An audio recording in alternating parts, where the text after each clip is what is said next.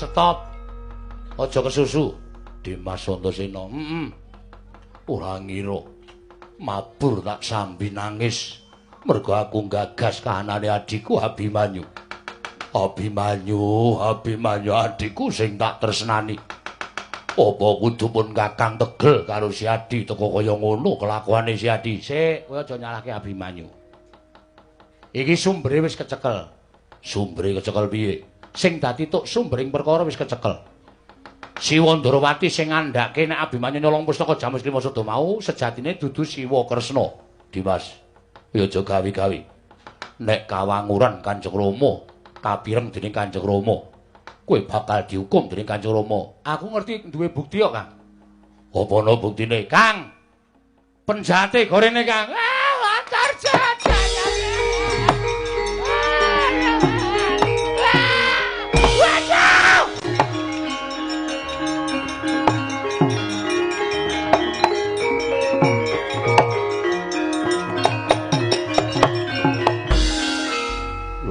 iki yang turno. Lah ya iki. Iki penjahate. Antarja banteng sak kayang-kayange.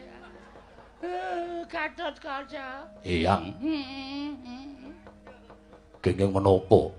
Ngantos kados mekaten lambanipun. Ayo ngaku. Ngaku. Iya. Iki lagi aromong. Ora ngaku keplak sirahmu. Wong tuwa ora patut diajeni.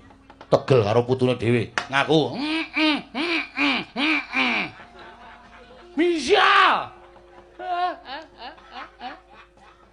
Kanjeng Hyang wonten menapa? Apa sing dikandhake Antasena mau bener? Leres kados pundi? Aku sing membok Ratu Ndrawati. Tegesipun? Aku sing ngomong nek Abimanyu nyolong pusaka Jamus Klima Sada. Ning nyolong napa mboten? Nyolong. Nyolong apa ora? Ora! Ora, Gatot Kaca, ora nyolong. Iki suaraku dadi gedhe banget. Buktine iki, Kang. Dados Abimanyu mboten nyidra pusaka. Ora. Kenging menapa Kanjeng Hyang tumindak kados mekaten? Diutus dening anak Prabu Duryudana supaya gawe pati ning para Pandhawa. Iya. Kados mekaten lamban panjenengan. Menawi Kanjeng Rama dugi wonten ing Tanjung Anom Abimanyu dipun pejahi, sinten ing jalan? Aku jaluk ngapura. Aja nesu ta Gatot Kaca. Mangkel to, Kang? Mangkel. Entuk njotos kok. Entuk ning ra seru-seru. Kowe iki ngapa?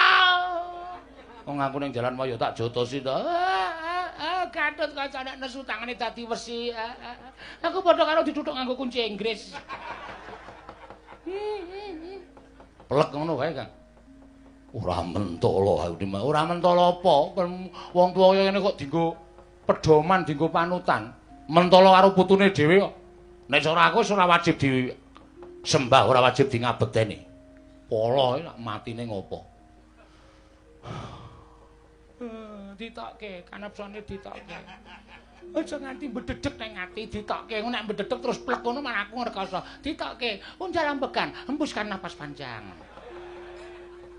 Waduh. Aduh.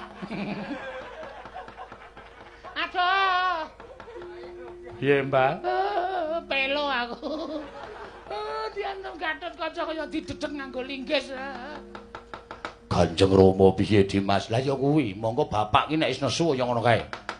Pokoke aku ndek semboyan lho, Kang, sembuyane Jadiwi. Nek nganti Abimanyu cilik loro gedhe tekaning pati, Mbuh, aku ora weruh lakon sing tak sandang. Wong tuwa iki tak jur-jur. Aku ya ngejur-jur. Wis ben dianggep anak Jodipati ora apa-apa. Yen ngono aku ya sago. Ora dianggep anak Jodipati ora apa-apa. Ning males patine Abimanyu saka tangane Kanjeng Rama. Wis, sing arep ngejur-jur Begawan Durna 3. Mbok di blender wae. Terus langsung ngajur, terus dintro-ntro dadekke bakso.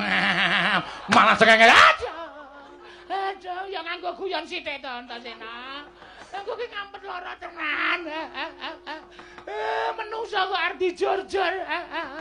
Mergo sampean pakartine sak ngisoring dalaman kaya ngono. Ora pantes diaji-aji, ora pantes dipundi-pundi. Kang Antarja, piye Dimas? Gendong meneh. Kakang Rata tak jawuhi mabur sing banter. Aja nganti kalah karo bapak. Cegat dalan yen Kanjeng Rama nesu. Aku sing nandingi. Yo, ngestoke dawuh Dimas.